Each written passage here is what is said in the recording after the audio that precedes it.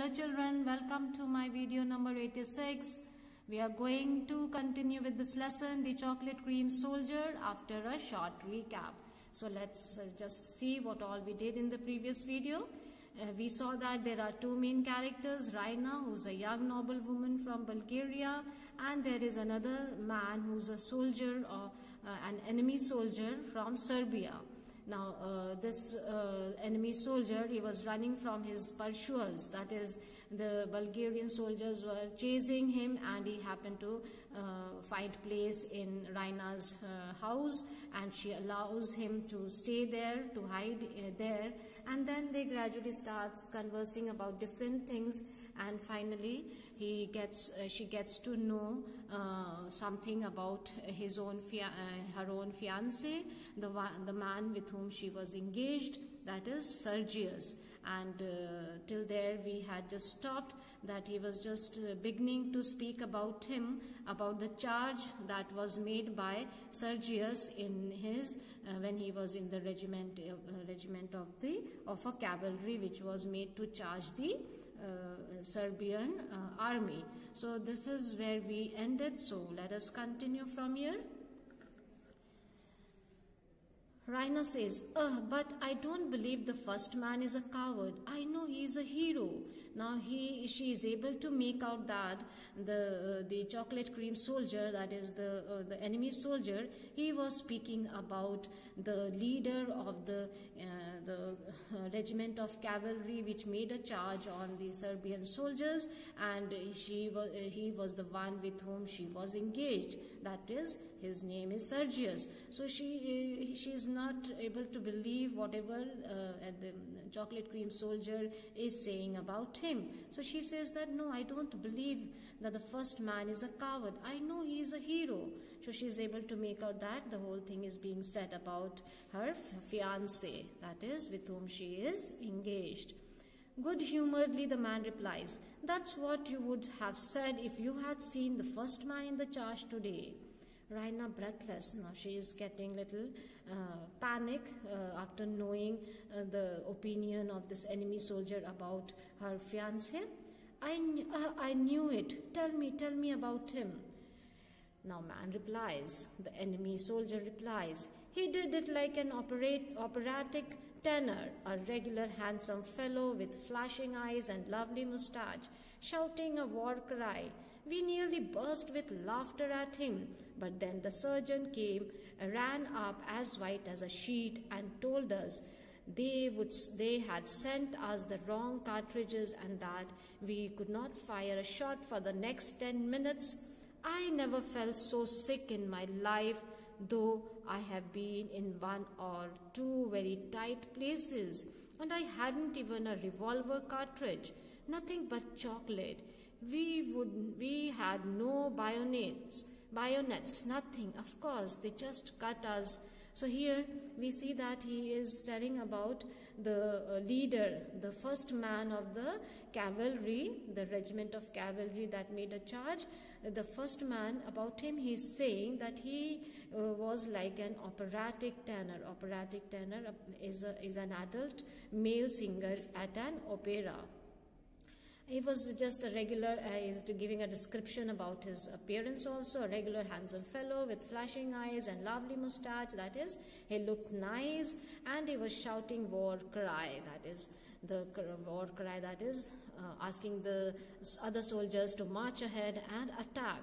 We nearly burst with laughter at him. We means the opponent soldiers, the enemy soldiers, the soldiers of Serbian army. They all were laughing at him. But why they were laughing at him? Because the leader, that is that fellow, he was he was a sergeant. He was in a regiment of cavalry, and they were marching ahead to attack the enemy, who were well equipped with cannons and machine guns and various other advanced weapons. So they were the soldiers of the opponent side were laughing at them, that how could they just march ahead on cavalry to attack. So they were just laughing, but then the sergeant ran, the sergeant of the Serbian army. He ran up to them and he was white as a sheet. White as a sheet means frightened, scared. And that is the color of the face had vanished because of the news that he was going to give. And the news was that he told us that they had sent us the wrong cartridges and that we couldn't fire a shot for the next 10 minutes. So this was the information he brought with him. That's why he was very much frightened, and he just informed them that the cartridges given to them were wrong ones, and they won't be able to fire a shot for the next 10 minutes. Now this was something. The 10 minutes, as we know, on a battlefield is a huge time, is a good number of minutes in which all the enemies could easily be killed by the opponents. So they all felt sick. They all were sick means they were so much frightened that what they are going to do now. They will not be able to fire shots, and the opponents who were on cavalry, that is the Bulgarian soldiers, they would kill them. And the chocolate cream soldier, he had been in one or two very tight places. Tight places means he was given a position in the army which was very difficult, a very dangerous position. And I hadn't even a revolver cartridge. He was not having any cartridge revolver with him, and nothing but chocolate. He was carrying chocolates with him. We had no bayonets, nothing. Bayonets means the knives which are fixed to the ends of rifles, and they are used as weapons in battles. So of course, they just cut us to. They are imagining the dangerous situation that would arise in the next 10 minutes. Cut us to bits, and there was the leader thinking he had done the cleverest thing ever known. Now this was just a luck for the opponent, the Bulgarian soldiers, that the cartridges were incorrect, wrong, that were supplied to the soldiers of Serbian army, and that was the reason they could not fire for the next 10 minutes. And in that, the Bulgarian soldiers, headed by the fiancé of Raina, was able to defeat them. And what is written, thinking he had done the cleverest thing ever known, whereas he ought to be court-martialed. Court-martialed for it. Court-martial means be brought before a military court for trial and finding or giving punishment. Of all the fools ever let loose on a field or battle, that man must be the very maddest. He and his regiment simply committed suicide, only the pistol missed fire, that's all.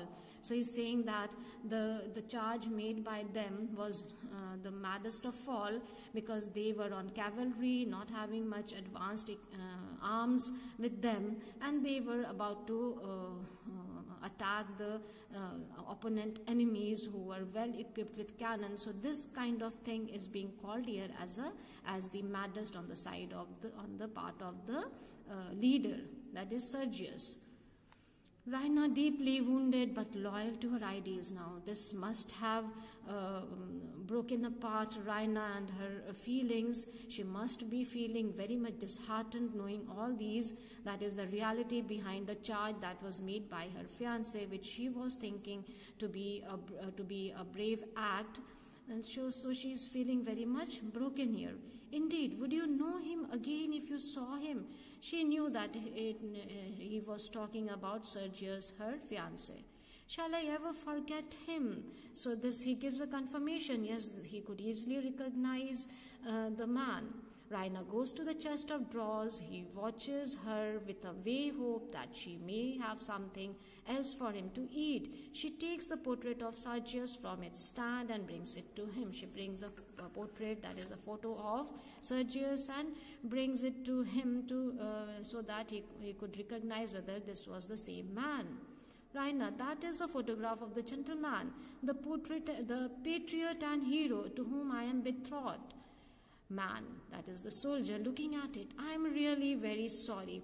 Looking at her, was it fair to lead me on? That is, is it required for me to tell you everything about him? Then he looks at the portrait again. Yes, that's him. Not a doubt of it. Stifles a laugh. Stifles a laugh means here he just interrupts the whole thing with a laugh. It's just laughing, making mock of him. Raina quickly, why do you laugh? She doesn't like it, because that is the photo of a man with whom she is going to get married. So she doesn't like when he was mocking at him. Man shamefacedly, I didn't laugh, I assure you, at least I didn't mean to. Chokes with suppressed laughter. Shamefacedly means embarrassingly. He is embarrassed and he says that I didn't laugh. I assure you, at least I didn't mean to. Sternly, give me back the portrait, sir. She gets little annoyed when he laughs, seeing the photo. Man with sincere remorse. Of course, certainly, I'm really very sorry. Perhaps I am quite wrong, no doubt I am. Most likely he had got wind of the cartridge business somehow and knew it was a safe job. So he is trying to cover the topic, cover the things that he has said, because she has been very good to him, gave him the place to hide, and also gave him food to eat, that is chocolates to eat. So he is not wanting to break her heart or make her feel bad. So he says that don't feel bad about it. It could be that the man must be having a good, he must have got wind of cartridge business somehow and knew it was a safe job. That is, he must be having good knowledge about cartridges. Raina, that is to say, he was a pretender and a coward. You did not dare say that before. She says now she could make out that the man, that is the enemy soldier, he was calling Sergius to be a pretender and a coward. Pretender means one who hides his reality, one who is fake. Man with a comic gesture of despair. Comic gesture of despair means he's showing, making fun also, but showing as if he's feeling bad about it. Despair means to give up any hope, and he's making both the expressions on his face, making fun also, and he's also feeling bad about the lady. It's no use, dear lady. I can't make you see it from the professional point of view. Now that's something here, professional point of view means how the soldiers, what is to be expected from a soldier, or what is to be expected from a leader of the soldiers. This is what he is mentioning here, that from a professional point of view, I cannot make you see the things. As he turns away, the firing begins again in the distance. Now she is very much annoyed, knowing all these, depressed also, feeling bad about it. And at that time, their firing began outside. They could hear the firing of shots.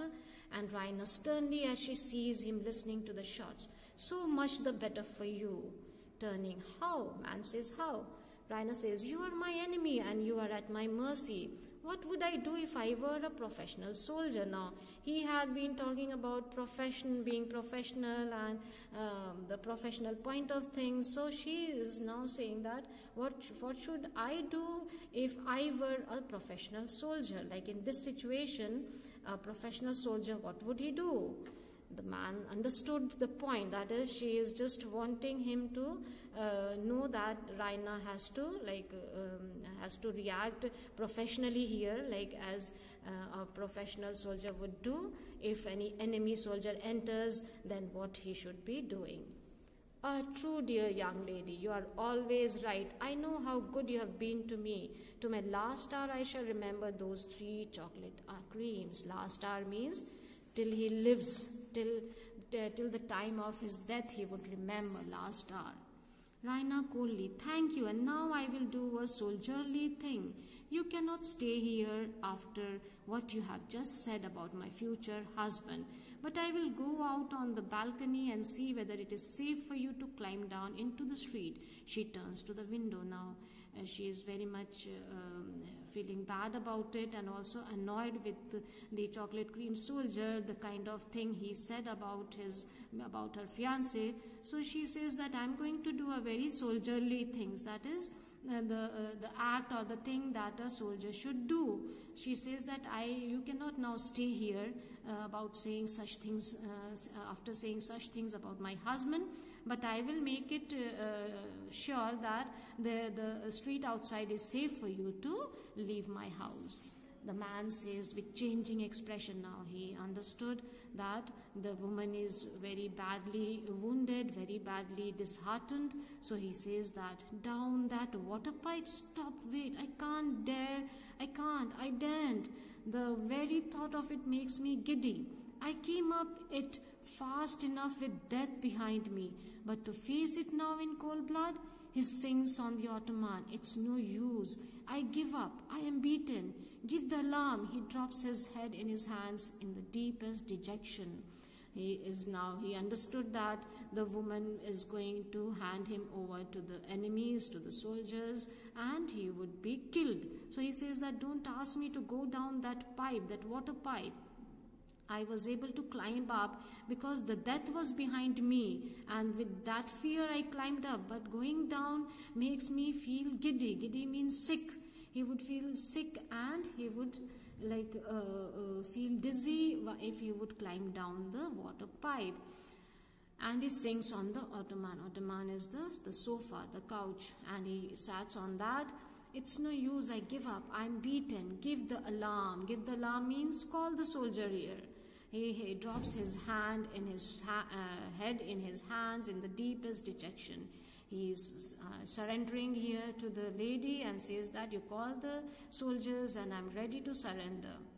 Raina disarmed by pity. Now Raina is a soft-hearted lady. She feels bad about the soldier, and then she comes to him. Come, don't be disheartened. She feels bad about it. So we see that she is having a good heart here. She cannot see someone ready to give up and surrendering and ready to die. So she comes and consoles him. Don't be disheartened. She stoops over him almost maternally. Maternally means motherly. He shakes his head. Oh, you are a very poor soldier, a chocolate cream soldier. Come, cheer up. It takes less courage to climb down than to face capture. Remember that. So she says that it would be better if you climb down and save yourself than to get captured by the soldiers. That would be bad for you. Man says dreamily, lulled by her voice. No, capture only means death, and death is sleep. Oh, sleep, sleep, sleep, undisturbed sleep. Climbing down the pipe means doing something, is exerting myself, thinking, death 10 times over first. So he says, this gives here the actual feelings and actual situations that are faced by soldiers. That is, they are tired of running away, and they also cannot sleep nicely, undisturbed sleep they never have. So here he says that death is sleep, and he wants to sleep because he had not slept from a long time. So he says that, Raina says softly and wonderingly, are you so sleepy as that? I have not had 2 hours undisturbed sleep since the war began. I haven't closed my eyes for 36 hours. So that shows the